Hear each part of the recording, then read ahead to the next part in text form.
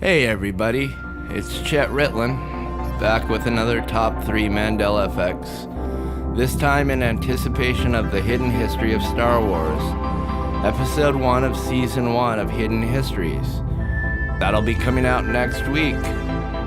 Today we're going to look at the Top 3 Mandela Effects of Star Wars.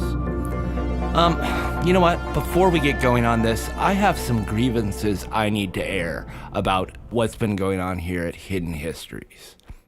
Now, it may seem trite and selfish, but this is my life. This is my job, and I need to talk about some stuff that's been going on here. So if you all would just bear with me, please, I will get to the Mandelas. Look, I know you guys are used to a professional, no-nonsense presentation on our channel, and we pride ourselves on our production values and our professionalism, but personally, I think sometimes when emotions are running high, you have to kind of peel back the curtain and let people see what's happening behind the scenes. So I produce several of the secondary shows for Hidden Histories. This one, Top 3 Mandela Effects, Chet's Corner, where I review films and pop culture developments.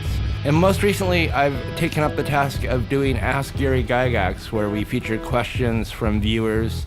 And the spirit of Gary Gygax, the creator of Dungeons & Dragons, answers these questions about Dungeons & Dragons. So on last Friday's Ask Gary Gygax, before I could even get to the question, Gary interrupted me. Hey everyone, welcome back to Ask Gary Gygax. I'm Chet Ritlin. Chet Ritlin. Is that your real name? Is that your real name? Is that your real name? Is that your real name? I was stunned, I was frozen, and before I knew it, I lied. I said, yeah. And then Gary replied, You're a real bitch. Now, the reply wasn't the part that threw me off. The question was, is that your real name? Now, I never wanted to talk about this because I wanted to remain anonymous on this channel. And I don't. I've always hated my real last name. I've always hated it. And the moment Gary asked me that question, my heart just filled with terror. I'm not sure if he knew I was using a pseudonym or if he was just toying with me, but it scared the hell out of me. I'm worried about it coming out elsewhere. So, preemptively, I wanted to go ahead and let you guys know my last name is not, in fact, Ritlin. It is Ritalin.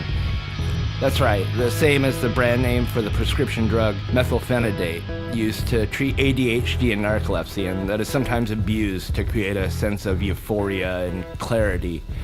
And, it's resulted in a lot of bullying and a lot of people picking on me, making fun of me. Hey, Ritalin, you snort any Ritalin today? Stuff like that. It's not been pleasant. So I just wanted to go with Ritalin because I feel like it was more simple, plain, and to the point. I'm going to go ahead and continue to use my pseudonym of Ritalin just because it feels more comfortable, and I absolutely have the right to do so. So there's that. So immediately after I get done recording this session with Gary, I get this comment on my Chet's Corner review of John Carpenter's film The Thing. This guy Lawrence begins viciously attacking me. Now, I was so upset, I had to have another team member respond because I was going to say something I would regret. Anyway, that happened. There's nothing I can do about it. It hurt. It hurt deeply. At least he didn't call me Ritalin. He didn't know my last name. Anyway, point being is that I had planned a review of Star Wars Episode 4, A New Hope, for next week for a Chet's Corner. But at this point, I don't think I can handle any more abuse from science fiction fans. So that's not happening, and honestly, the future of Chet's Corner is in doubt. Now, from where you're sitting watching Hidden Histories on your phone or computer, this looks seamless, as it should. It's called the magic of showbiz. But to put together one of these episodes takes a long time. In particular, Ask Gary Gygax is an incredibly long and arduous process. Well, he's a wizard, he's a king, he wears a slightly satanic ring. He's the mighty dungeon master, the grumpy Gary Gygax. The process begins with this: a common and popular ghost hunting tool called a spirit box. This is the SB7, popular with all the great ghost hunters, and it's the one I use. Now, the spirit box scans available radio frequencies quickly, and it will occasionally spit out bits of audio that are from the spirit world. This is actually how I found Gary. He's been one of the more communicative spirits that I've contacted. Now, what I do is I ask questions and try and get Gary to talk, and I record the output, often hours and hours and hours of material, because his voice comes through very fragmented. Gary? Gary, are you there? Yeah. It's time to do the Gary Gygax show. It's time for Ask Gary Gygax. Gary, are you ready to go? Here. It's time to do the show. Gary? All right. Gary?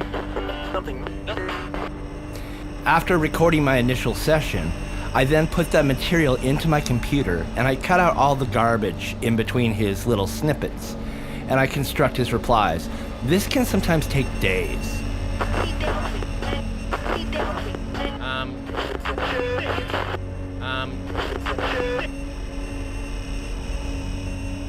Yeah. Hello. Yeah,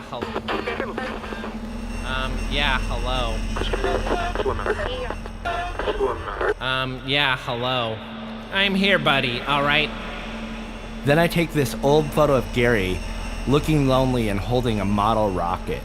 I animate it so his mouth is moving, giving him the illusion of life.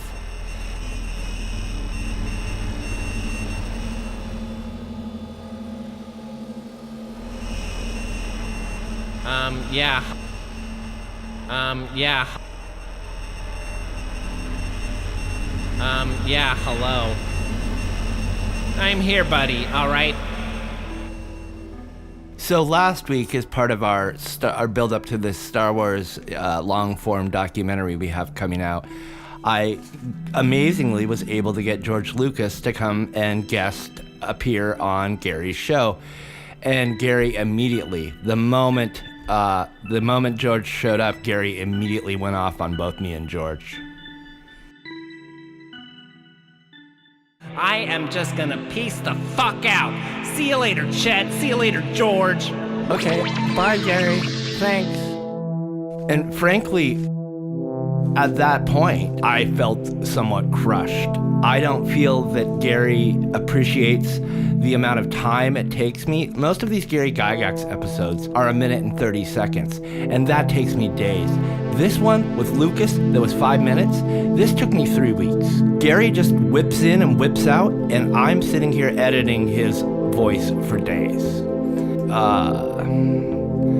Frankly, it's a little disheartening. And to be honest, Lucas, or as I like to call him now, George, felt pretty disconnected from all of it as well. So anyway, it has been a crappy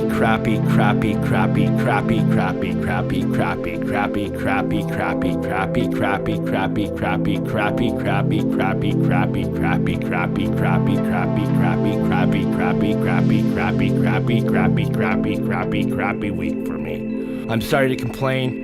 I just didn't have it in me to do the Mandelas with my normal, youthful exuberance. I really only have time for one Mandela now. I'm sorry about that. Please do not leave cruel comments, okay? Thanks. A most grotesque gangster. In 1981's The Empire Strikes Back, Han Solo is captured by a vile and horrifying gangster slug. What is the name of this monster? Think about it for 5 seconds. What do you remember? 5, 4, 3, 2, 1. Most of us remember this piece of shit as Handjob the Trump, but that's simply not the case. He was in fact named Jabba the Hutt, which is too bad because...